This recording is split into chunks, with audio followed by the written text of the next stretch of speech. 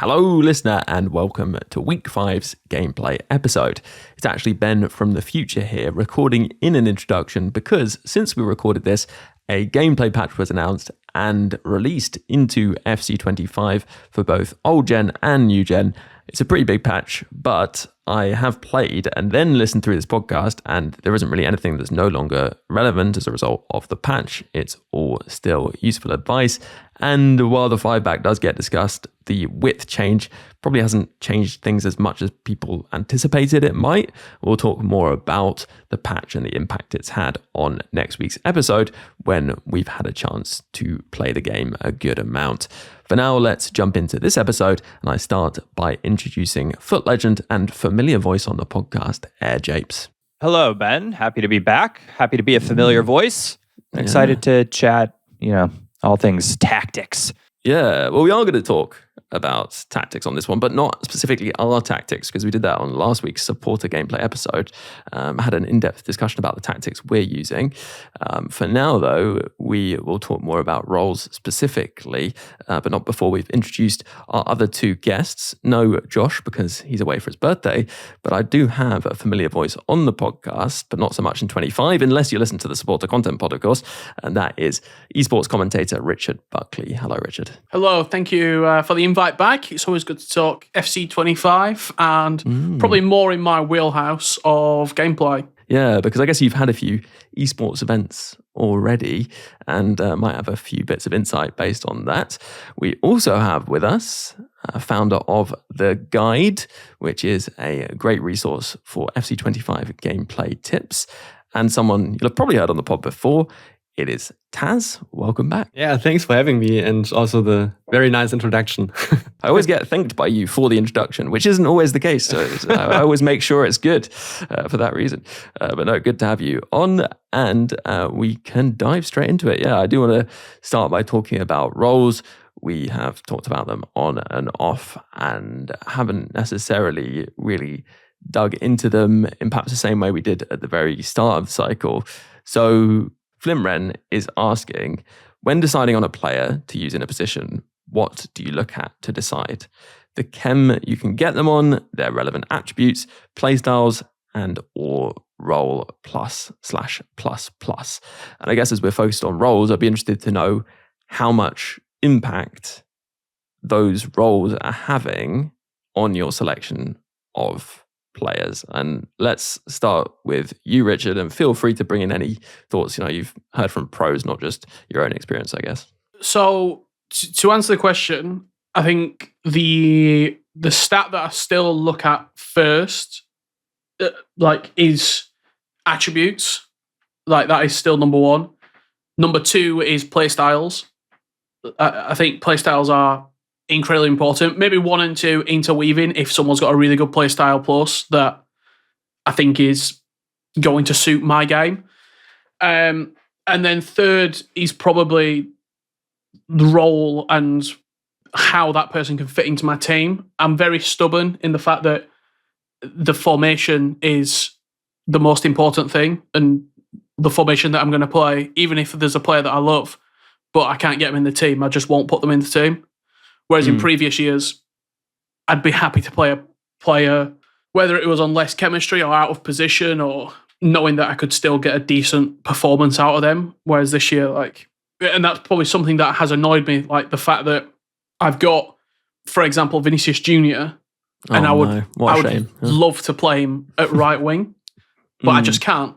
The performance that I'll get from him in right wing is just abysmal. So I think if that was to answer the question, it's important to me, but it's not as important as other things at the moment.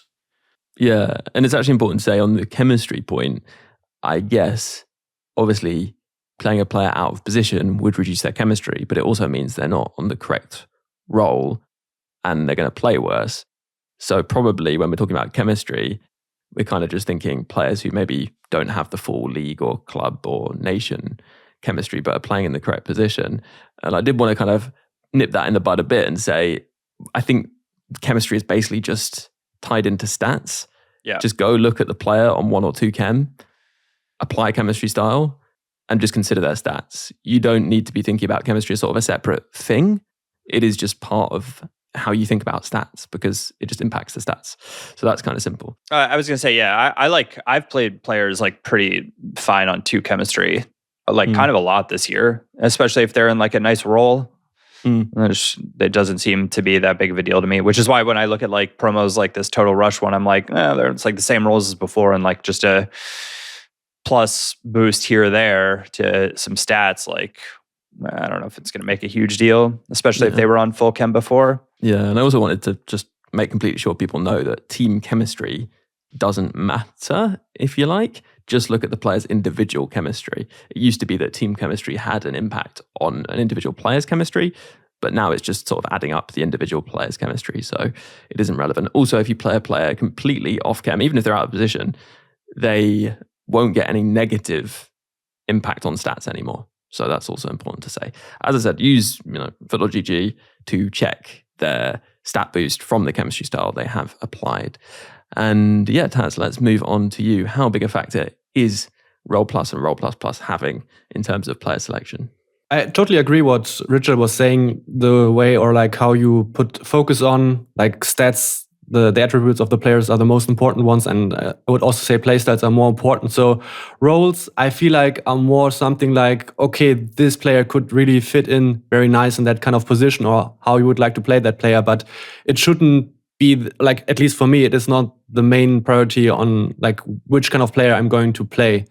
Unless you would have a very specific idea what you will need from this kind of player. But I would say this is more going to be relevant for certain positions. I think, for example, for center backs, if you stick to the really standard roles, like, for example, defender, I think it's totally fine to play players like center backs that don't have a plus or plus plus on a defender and still would be good at just being a center back. So that's fine. But if you, for example, require someone to play a false 9 or something, then I would rather try to find really a player who has at least plus or plus plus. But for me, usually if you just go for the rather more balanced or typical options in terms of roles, then I think it's totally fine. For example, the winger role is not something that you find as often as a plus or plus plus, but I would still think that most of the players that you play on the wing, even though they don't have it as a plus or plus plus, they will still do a very good job as a winger. So this is how I go on with the roles. So I use the winger instruction on as like a left mid and right mid. It's become my like favorite one. The difference between a plus plus and even in some ways like a plus winger and one that doesn't have it is like kind of beefy. And their movement is just fundamentally different. And the example is I packed that in-form Luis Diaz, who generally speaking has like really pretty great stats for the most part. He doesn't do anything. Like he does not do anything. And for the first time I had like a real plus plus winger because I packed for my weekend league rewards Park Ji-sung. And he's plus plus and his movement is insane. Like insane. He always makes amazing runs and finds himself in good spots. And the flip of it is I also packed the gold Mo Salah, who can play right mid, but not on a plus plus. He only has inside forward plus at right mid and right wing inside forward plus plus. But to your point with stats, because his stats are so high already, when he gets the ball at his feet, because of how chemistry and stuff works, he still feels great. It's just, he doesn't feel as much a part of my system. He feels more like when I give him the ball, I'm relying on individual brilliance and my own use of mechanics to get the most out of him. Like it makes a lot of sense. I think my point is more like I don't have a huge budget, for example, in how I can choose my players. And I feel like there are actually not as many wingers that have the wingers plus or plus plus role. So that's true. I feel like there's a lot of hype about or around inside forward. Everybody wants to have this inside forward on plus or plus plus. And I think a lot of players also have it because it seems like this is some sort of the kind of nature of play or like a game that we play. And so I didn't really had a lot of options to try out players that have actually the winger role. And yeah, so I am more or less required to play players on the wing, even though they don't have the winger's role. But I can imagine, like, I didn't have the experience yet to have really won on ++ winger. Yeah, I think that's the thing. I think it's a good point you're making about centre-backs, because I've played defenders without a plus or ++ on defender, and clearly that is beneficial versus playing something like ball playing or stopper, where they are going to kind of roam around a bit more, and that can cause you a problem. And it maybe doesn't seem to have as much impact off the ball, perhaps, as it does when you're on the ball and you need that attacking movement. Because I would choose a player with not significantly, but a fair bit worse stats as my shadow striker at cam if they had the ++, because that position is so reliant on good movement that you really are just massively causing problems for the rest of your team if that player is not moving in a way that's acceptable. And also bear in mind that players' attacking positioning at this stage is not as high as it could be. So that's also having an impact on how they play the role too. So just bear that in mind as well, I guess. I think that's kind of a nice summary of kind of where we're at with roles. I was actually going to ask, and we kind of already started talking about it, are there particular positions where you've noticed a really significant difference in the plus and also the ++? And feel free to sort of differentiate between plus and ++, I guess. I mean, you mentioned cam, or like that position, getting a ++ there for shadow striker at cam is like night and day difference. It's so drastic. And 𝘬𝘯𝘰𝘀 is like the case in point there.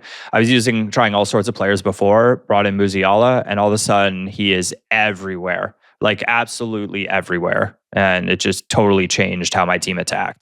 Not just that, but also how the other players around him interacted with that space as well. It's really like the more ++ players I feel like you can get in a lot of those key areas, you're going to be doing yourself more and more favors. But would you say, like, just I want to go in here, like, would you say that you rather have your players on plus and ++, even though you don't like that kind of role, or that you don't think beforehand that this would work? No, it like the way I've kind of decided to approach it is I look at a tactic, or like start building a tactic in my head and then I, put it in and see what I think about how it looks in the with ball situation specifically. And then I try to fit in players, or go find players that I think would fit those specific roles that have a mix of the attributes as well as a plus or a ++. It just, to me, I've found that I can't tell if a tactic is truly good or bad unless I have core parts, like core pieces of that tactic in either at least plus, if not ++ roles. That makes sense. And Richard, have you found specific positions, roles where you're like, yeah, I got to have the plus or ++ so far? Probably just the inside forward, really. It's super, super nice, the ++ on the inside forward. And another, a strange one, but I've been using 𝘊𝑚, who's got sweeper keeper ++, and he's, as well as that, with the 1v1 close down plus that he's got, the playstyle plus. Like, he's just a joke. Like, he's so fast off the line. I don't know whether you remember this, Tazz, but we played the game before launch, a while before. The sweeper keeper role actually used to put the keeper like right behind your centre backs, and you could like use them as a passing option in build up. As far as I can tell, that doesn't really happen anymore, which is a bit of a shame. I think I know why they didn't do that, and I think it's because it's very hard to press people because there's no auto press against the keeper. Basically, you have to manually press them, and so I think people would find that too difficult. I hope they kind of find a solution to that, because it was quite fun. And then you've got Ederson with long ball pass, pinging it across the pitch as well. Exactly. That was what I was looking forward to menacing people with, and unfortunately hasn't been possible. But anyway, that's a slight tangent. In terms of those tangent, Tazz, you've been very helpful asking questions, but I'm interested to know from you if you found any plus or ++ positions very important, and I guess what tactic is that, because that's going to matter too. Yeah, I would mention the attacking wingback role, which I was playing 𝗫𝗱 as a left back, and she has attacking wingback ++. And before that, I would have said like attacking wingback is just too attacking. But being in a ++ there, I felt like she is able to compensate that, and also is fast enough at recovering her position, and so I'm not as vulnerable to counterattacks, for example. And then beforehand, I would have said like 4 at the back with 1 on attacking wingback, for example, would be just to attacking. But with her, it was totally fine for me to play it in the first weekend league, for example. Yeah, well, I had the same thing with 𝘭𝘪𝘬𝘦. I'd used her on ++ for a while, and then switched. I can't remember who it was to, who didn't have the ++, just had plus. And honestly, like the difference was so noticeable, but particularly in the recovery speed. Yeah. Like the player getting back in defense. And I think that's something people don't really think about, is like, what's the impact on my defensive shape and recovery when I have a ++, because it should be better. And I think it's noticeable there. So yeah, that's an interesting one to note. Right. I'm interested to know, before we move on from tactics, what tactics you have both been enjoying. And I have a sneaking suspicion there may be some 5-backs involved here, sadly. So a warning to listeners before we get into this bit. But, Tazz, yeah, what have you been using and enjoying so far? And I say enjoying because I'm hoping that'll avoid a 5 at the back. I tried a 5 at the back right at the beginning because I wanted to understand how good it is and try it out and yada yada. But the first weekend league, very classic with a 4-4-2, and the second one I wanted to try out something different, so I was playing a 4-1-4-1.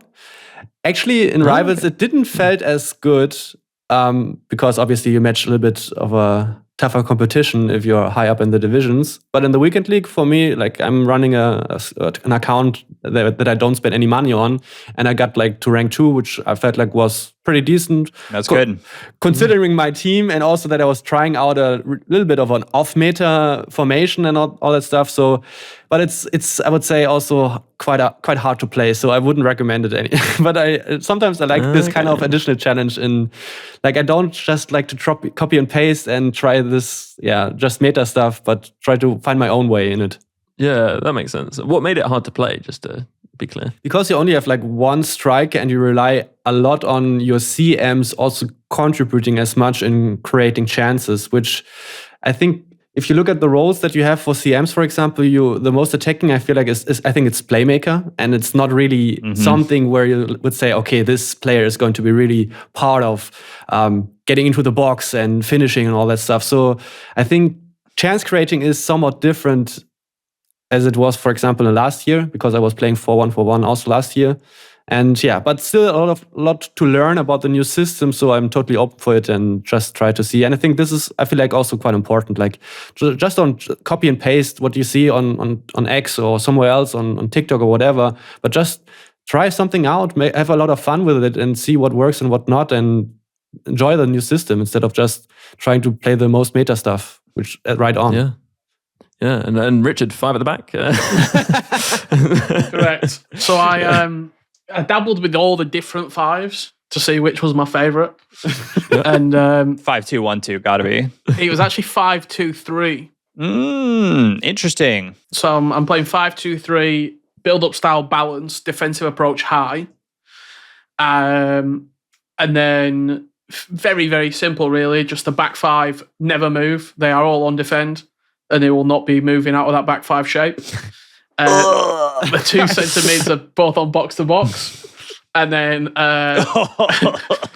wingers are on inside forward, and then the strikers on poacher plus. Poacher plus. Just the icing on the cake. Wait, what about the wing backs? Fullback defend. No way. I actually might need to put a content warning on this episode after that. What is the term that people use? What is the term? The ick.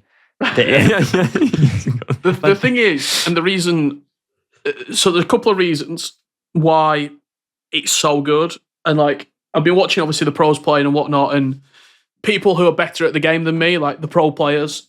Theo Hernandez has been basically the best player on the game, the Inform Hernandez, because he can just run all day up and down that channel. Whether you're playing 5-2-1-2 or 4-5-4-1 or whatever 5 variation it is. But for me, my 3 centre-backs are Inform Van der Ven, the Varane, flashback, end of an era, and Militao. So just 3 speed demons. And I can quite aimlessly just press the ball, knowing that the defensive AI is quick enough to run back in. That's why I'm also playing on the high depth, because the ability to press is just unbelievable. Like, and then if someone does have possession, it's just ridiculously hard to break down. So it's more of a, I'll defend myself, it's more of a 5-5 because when I am attacking, both my centre mids push quite high up. Rodri is probably like third top goal scorer from the power shots, like tearing him up on the edge of the box. But it's just like the fives just are the best formation if you're wanting to win. There's no downside to the 5. No.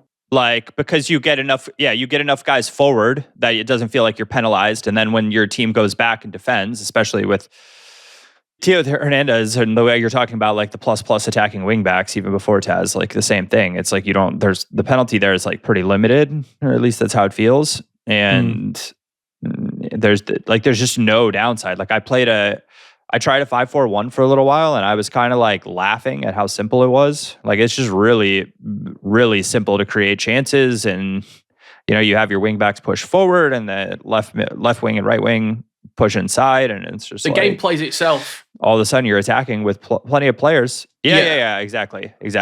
Yeah. That's a good point.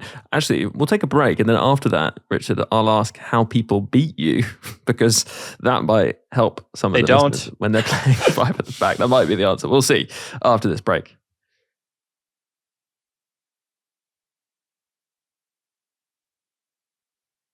Hello, welcome back after the break. Yeah, Richard, so if someone is playing against you, what should they do to break you down, apart from, I don't know, pray to the FC gods? I'll be honest, and again, it's not going to go down well. Switch to a 5, and you just play on the small margins. Yeah, play for corners. Play on like a 𝘃𝗲𝗏 or a finesse, or the small things. Like, it is very, very hard to break down, unless someone is just fundamentally better at the game. Like I played against... I got a disconnect and I lost 2 games in champs this weekend. I got a DC and a loss. And the one loss I got, I was 4-0 down within like 35 minutes. And the player I played against, like, he just blew me away. We were using 𝘬𝘃𝗏𝗏 up top. And I could not get near him. Every time he'd get the ball, it was just one move and then a green time finesse or a green time 𝘃𝗏𝗏. And the way to play against 5 is playing, like, you're going to score outside the box. If someone is sitting a little bit deeper in their 5 and sort of saying break me down, the way to go is just you got to look for the stuff from outside the box, power shots, finesse shots, 𝘃𝗏𝗏s, the way that the game's been played at the moment, those probably are the higher percentage chances of scoring, which is crazy to say, outside the box rather than trying to work it inside. But yeah, that's sort of, if I come up against a 5, I will look for something around the box, look for a player lock in behind, try and sort of catch someone off guard. The right back to the left wing and the left wing back to the right wing, full R1 square manual clearance, almost like manual lobbed pass is extremely, extremely good from like switching the play. So that's like an easy out ball to get your wingers high up in the pitch and try and counter attack. That's some of the sort of the ways that if you're playing against a 5 or playing with a 5, how you can sort of break down your opponent. I do this like cheesy thing when I play against a 5 where I just start taking like pot shots with power shot plus with 𝘃𝗏𝗏. I transition really, really quick to the middle, and I did the Evo on him, so he's got power shot plus. And I just start like anything inside like 30 yards, I'll just start hitting power shots. And you can catch people on the turn a little bit because they're not totally expecting you to start doing that. And in addition, then if I get corners, guess who I've got? I've got big 6'5" 𝘃𝗏𝗏. Yeah, especially when you're playing someone like you were saying, Richard, you have your midfielders coming forward, so I guess the space is probably in front of the centre backs.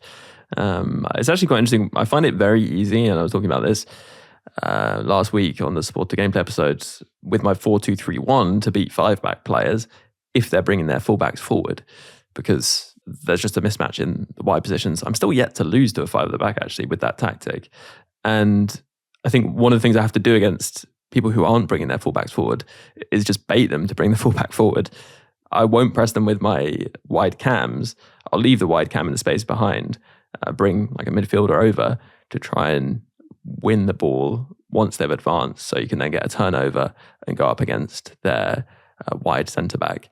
And I do have Lauren James, who is quite effective against those like more physical centre-backs who are also fast. And I have Neymar on the other side, who's just one of those players that people can't track very well, even with fast players. So I think that works quite well, but it is very difficult. Just before we move on, I did have one game in the weekend league, which it sprung to my mind now. I played against a full Bayern Munich team, and it got to 76 minutes in the game.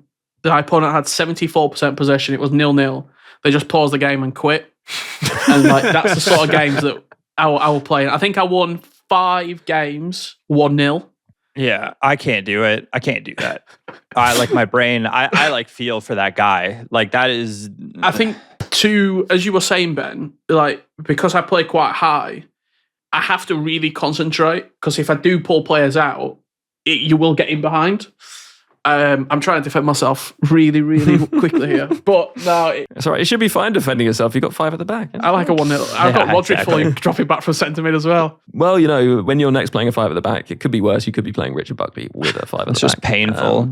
But yeah, we'll move on from that. And actually, you know, just remember what Tazz was saying about experimenting, enjoying yourself. There are plenty of ways you can play the game currently. Although, to be fair, there are also plenty of issues with the game, which I think are preventing people enjoying the game in certain ways. We talked before about on the podcast the way that some of the roles seem to have almost soft barriers or hard barriers, essentially, where players don't actually move into the positions that you would necessarily expect them to, or they don't follow the ball, essentially. They'll like stop in their zone and not move. And Tazz, I think you have raised yourself previously some concerns around the way movement works, but also the, I guess, mismatch between the kind of defensive side of the game and the attacking side of the game. Feel free to kind of expand on that. It'd be interesting to hear. Yeah, we'll start with the second point, or we'll just talk about this one, because I feel like if you look at the current state of the game, this is, at least from my side, which I feel like is the most problematic one, that you have a huge disbalance between what you can do in the attack and how easy it is in defending. So just to sum it up, attacking got really hard when it comes to dribbling and passing. So it's very hard to play like just fundamentally good football. And then on the other side, it is so easy to defend because you can, on the one side, recover if you make a misstep in defending so much easier, I think, in comparison to last year. So you can tackle quite a lot and still you can go back into a defensive position where you still can then be an obstacle for the opponent. And then on the other side, also additionally on top of that, you can also, I feel like it's hard when it comes to dribbling to actually use your body as a shield. Like in the last couple of years, this was one of the main principles, I would say, how you can actually play the game. You get around a defender and then, or like just to shield them off a little bit. You don't have to use the shielding function. Just protect the ball in the way how you dribble. I called it either close dribbling or safe dribbling, but this is not really as effective anymore. Like it's not in the game anymore, because now in 𝗵𝐶 25 it is so easy to tackle the ball from the side, from behind. It is very hard to keep control over the ball, and then also your dribbling just feels more clunky in those kind of moments, and yet you still have to prepare good passes to your teammates, otherwise they will be off target, they will be with less power. So it is very hard to create chances with just those kind of fundamentals. And as I said, like it's so easy to defend, to apply pressure. And still, if you make a mistake, it is not as problematic because you can recover. And this leads to a huge disbalance, I feel like, in this whole game, which I, as you can tell, have some problems with in the current state of the game. Yeah, and then would you say that's why the 5 at the back is so strong as well? Yeah, like also like Richard mentioned that he's playing on the high defensive approach. This is also something which comes then to mind, because just based on that, you have more pressure on the opponent who's controlling the ball in that moment. And even like when someone is playing on high, usually would be trying to find the right timing to play a deep pass, for example, to outplay the defensive line, which would be a way to break this 5 at the back. But the problem is, now, with this dribbling mechanics and passing mechanics in the game, it is not as easy to get this pass going. The only way, which then is also a little bit absurd, is those first touch lob through balls, which you, if you were observing or like watching those kind of pro qualifiers that were going on last weekend, is then also, if you have the right players for it, that still have those kind of capabilities to play those passes, they are also like really absurd, but they are at least one way to have a timing or like have a chance of breaking it. Because if you try to prepare a pass which is fundamentally solid, that you set up your pass, like either it's not possible because your dribbling is not good enough, because you cannot turn actually, or those kind of passes, if you don't take this extra touch to prepare the pass, it won't be good enough. So this makes it really hard to break those kind of 5 at the back formations, and especially with a high defensive approach as well. Yeah, I mean, when I play elite 5 at the back players and you play against Van Dijk, Van de Ven, and like Militao or something, like it's pretty common to see that type of setup at this stage. It's just, you're just kind of like, what do I do? Like they can attack your defense from out wide so easily with the wing backs. And the worst part for me is that it feels like if you let the AI defend with the 5 at the back, you're just like in great shape. And it's gone back to, I feel like we're trending in some ways with the AI defensive interaction similar. Was it FIFA like 20 or 18? It was before FC, where people used to play like a 4-2-3-1 and would only ever control their DMs. 20. 20? Yeah. I feel like the 5 at the back setup, you can just let your back line get set up with 5 across, and then you just control your midfielders. And it's like, I don't know. I have a hard time breaking that down. And so I relied on playing this 4-2-3-1 with wingers, and the wingers are on attack. And I played on counter a lot of the weekend as well. And just was like happy to try to ping some long balls and out wide and then attack on the break. Work it back into the middle, hit a power shot. The power shot doesn't go in. We try a corner.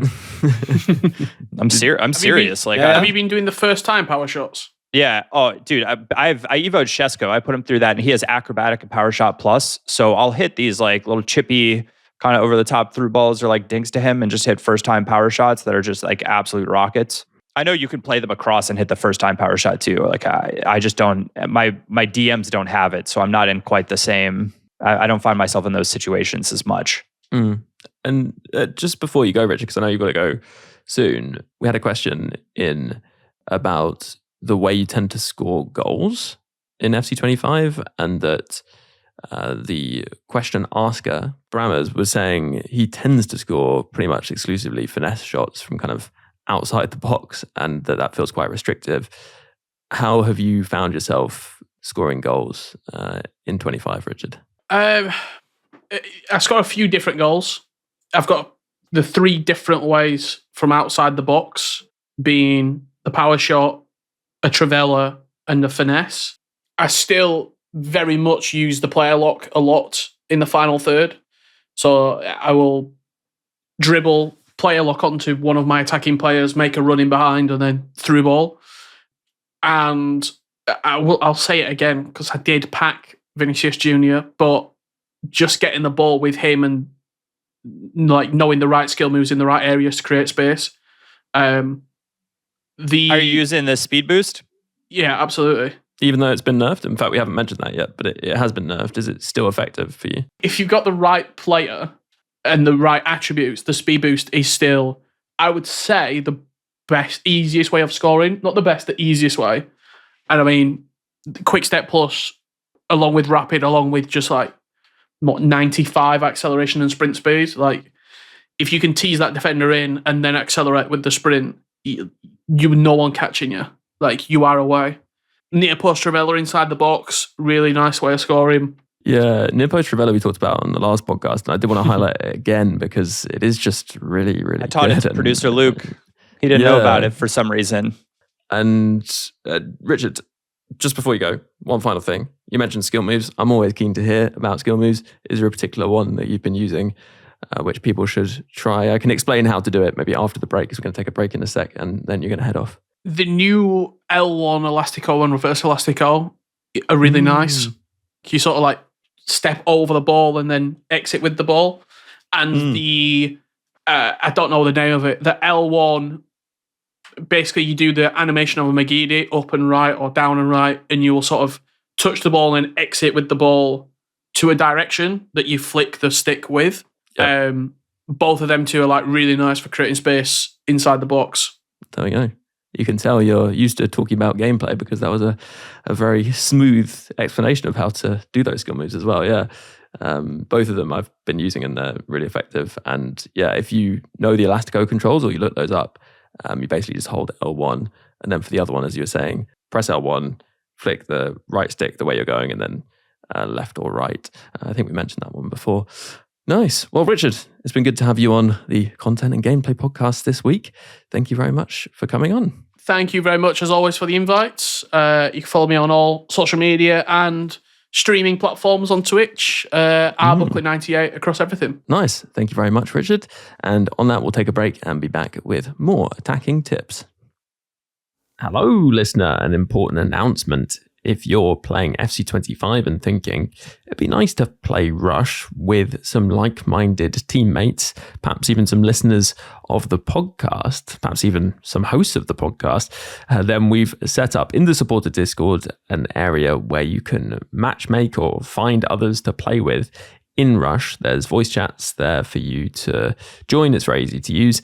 If you're a gold or icon supporter and are unsure how to join the Discord because you haven't done so already, it's pretty easy to do that as well. There is a link in the description of all the podcasts released through Patreon, which explains how to do that if you haven't done so already. If you're on the bonus podcast tier, so not gold or icon, it's very easy to upgrade too if you fancy it. And of course, it's helping the podcast more and you're getting loads of perks in return too. And if you're not a supporter at all, then, maybe consider joining on the gold or icon tier and you will, as I said, get access to the Discord, including that Rush matchmaking system and plenty more as well. So if that interests you, then do search Support FUT Weekly in your search engine. A huge thank you if you do consider doing that. It really does help the podcast. For now, though, let's jump back into this episode. Hello, welcome back after the break. Right, we'll continue with that question about how we're creating our chances. So, Tazz, what's your main route to get goals? I was happy that you were asking the question to Richard and not me because I'm not so. He doesn't score goals. I'm playing 6 at the back, so I don't need to score goals. I just go to the penalty shooter, and I have a very good tactic for that. No. I don't have those kind of, I feel like, set strategies, but I think if there's one thing which comes to mind how I score goals, it is like finesse shots. I don't want to use those kind of weird trivelas from 60 yards out, and I don't have players that have actually the power shot playstyle or playstyle plus. So, but I'm using Son, and Son is amazing. He has a 5-star weak foot finesse shot. What do I have to say? Part of half of the goals that I score is try to get Son around the box or inside the box in a position that I can make a decisive move and then prepare a very nice finish and just bang it in. Finesse shots are so good and one of the way to go strategies for me to score goals. And obviously this is all, you can also consider this somewhat lame, but considering all the things that we already discussed about, I feel like this is one of the least problems that we have. Yeah, and I guess the question might be, how do you end up finding space in the box to take the finesse shot? Because I agree it's very easy to score with finesse plus, but finding the space is obviously more tricky, perhaps. I think what quite a lot of players still struggle with is they tend to lose the ball quite often in their own half. And these are also then prime situations to, if you are, for example, they are building up their attack, you just win the ball, and then you try to get the ball quite fast to your striker. Especially, I feel like also a lot of players, if they have, for example, ball-playing defender or something on the defenders, the distance between them to your striker is sometimes unusually large, and this offers you also good chances. Out of the normal attacks that are built up, it's, you recycle somewhat the ball between your center mids, for example, and your wingers, and then you wait for your striker to get in a good position. Maybe you make one move on the wing. What we were talking about skill moves, something at the beginning, I didn't felt as secure in using skill moves. I tried to work a lot with left stick dribbling, but now I think this is some sort of a transition period. You experiment more with skill moves, and something which I noticed is still is very good this year is still the lateral heel to heel. L1, forward, backward, and then with the left stick, you can decide if you go more to the left or more to the right. It's a very nice skill move, which really can catch the opponent off guard in terms of positioning. And based on this space, then the space that you just created, you can try to find a pass then to your striker, for example. So this is how I approach this in terms of getting my striker or attacker into a position to score a goal. So it's not for me that I do those kind of finesse shots from like 30 yards out. It's more like around the box or like inside the box, for example. Yeah. I would say as well, like, I know a lot of people have struggled a lot with dribbling this cycle, and it is tricky to generate space in the box, partly because of that. I would encourage people to use players who have technical, just even the base play style, because it does make quite a big difference in terms of your ability to sort of move around players, even in the box, when you hold the R1 button for the controlled sprint.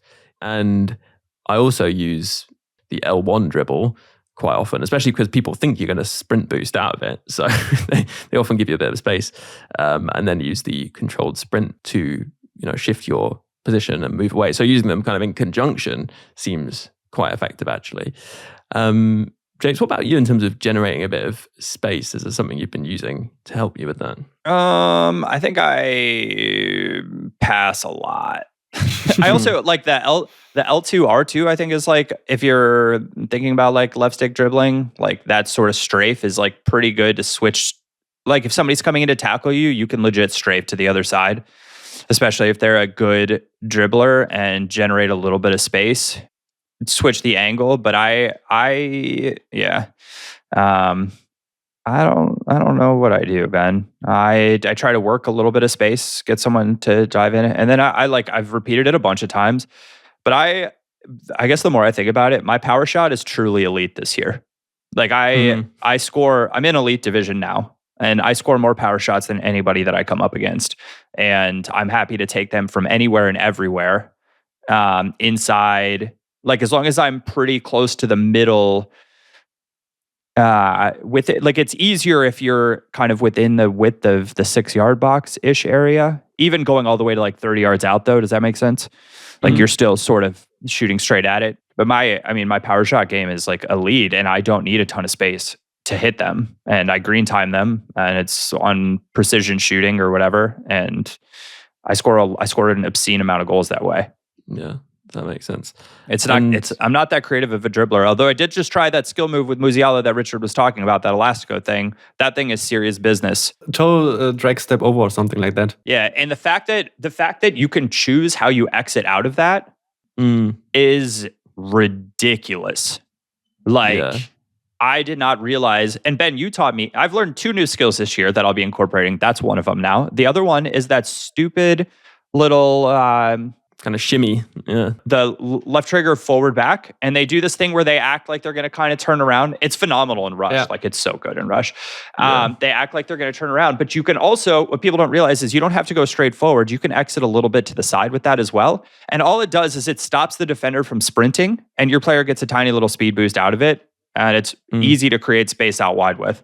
Yeah. And I was going to say another thing I've actually been doing, which is quite nice. I didn't realize until recently that they'd changed the animation completely. I mean, it's sort of a different skill move, but if you flick the right stick behind you and then to the left or right, it used to do this spin, but it now does this sort of like side step animation, I want to say. And that's really nice for opening up an angle on a defender. It's quite quick, and it's really nice in sort of wide positions if you're trying to beat a fullback. And it's also quite good, I guess, in the box sometimes if your opponent does kind of bait and go kind of the opposite direction.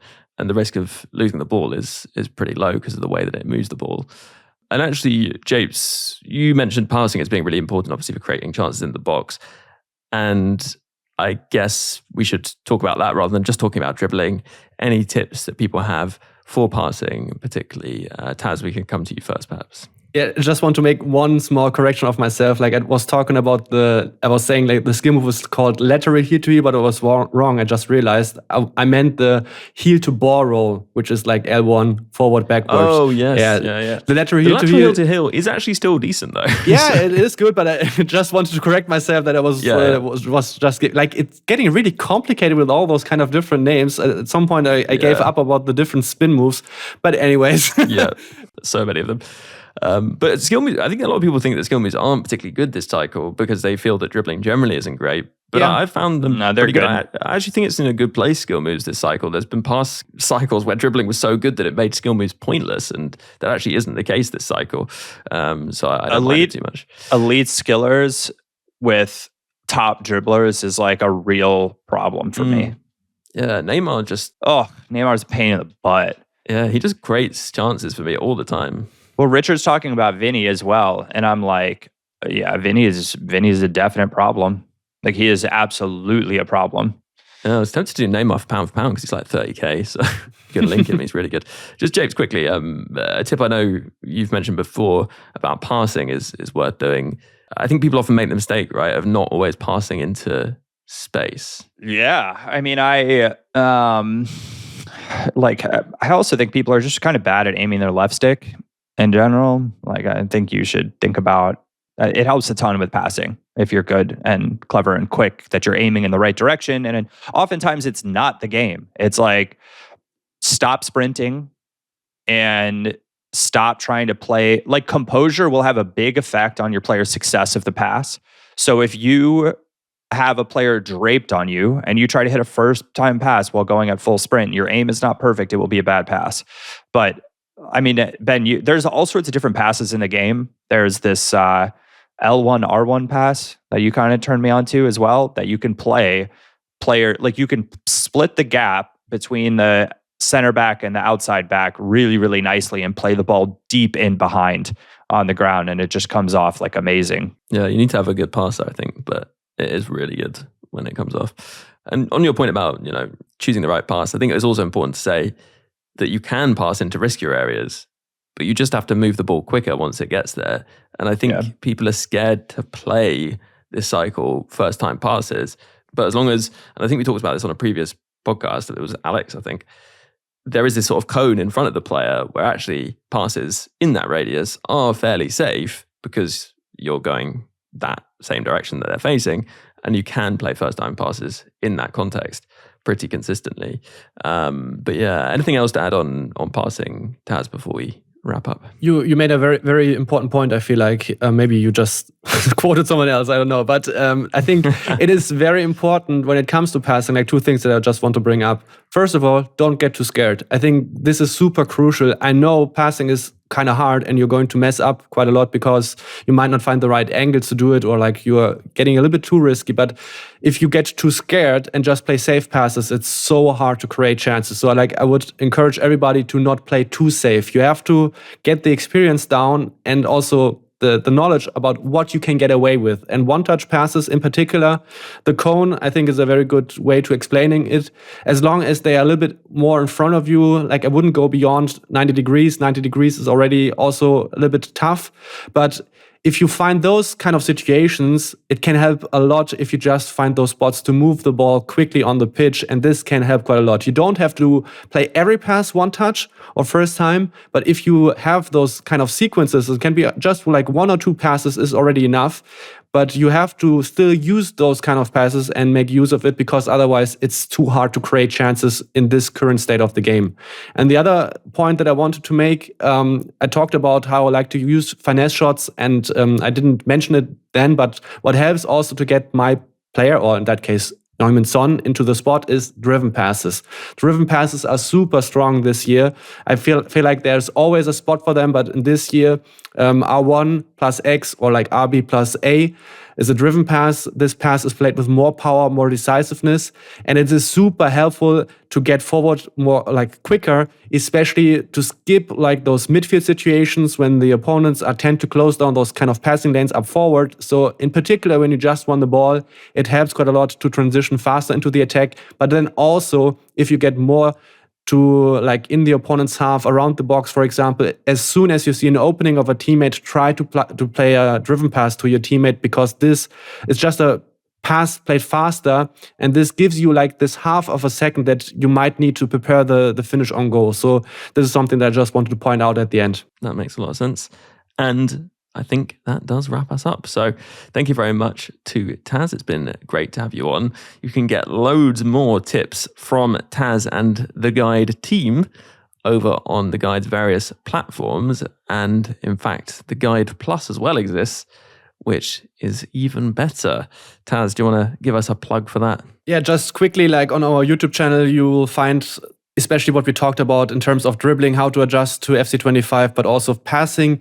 We will have videos coming soon on like just the big topics, like how to attack and how to defend, like how do you transition and understand it. And we're going to dive deeper onto this in very structured courses at the Guide Plus. So if you want to really learn the game on a fundamental level, not only the glitchy stuff that might be helpful as soon as the next live tuning patch is coming in. So this is the number one resource to go to, I would say. Yeah, absolutely. I'm always watching the guide videos, especially at this time of year. Thank you very much to Tazz for coming on. And of course, thank you very much to all you listeners out there for listening to the podcast. You can catch the podcast on Apple Podcasts, Spotify, subscribe on YouTube, drop a comment, leave a like if you're listening over there. And of course, a huge thank you to all you supporters supporting the podcast, keeping it going. It is hugely appreciated. And to those icon patrons, Dave B, Hugh J, Jeff B, Darren W, Warren A, Stephen M, Waterman, Dan W, Roger D, Rob P, Lee A, Dom P, L M, Damon H, The Shirt Locker, Alex M, Tom B, Jake S, Neil P, Michael K, David G, Andrew R, Michael H, Jimmy K, Brendan T, Berta Saka, Michael B, Brian V, Josh R, Brent P, Rob W, and 𝗫𝗎𝘂. Plus a special thanks to Luke M, Dave B, Hugh J, Tom M, Darren W, and Pato Foot for advice and production assistance. Before I leave you, just one more thing to add though. Ultimate Team is a bit like life really. It has its many ups and downs. If you're having a few more downs than ups in real life in these more difficult times, then please don't feel that you're alone or need to struggle on without taking action. If you go to 𝘭𝘪𝘬𝘦.net, there's loads of resources, advice, support, or even just a friendly chat for anyone who needs it. If it sounds like it could help you, then head over to 𝘭𝘪𝘬𝘦.net. And for now, have a good one, and I'll catch you on the next podcast.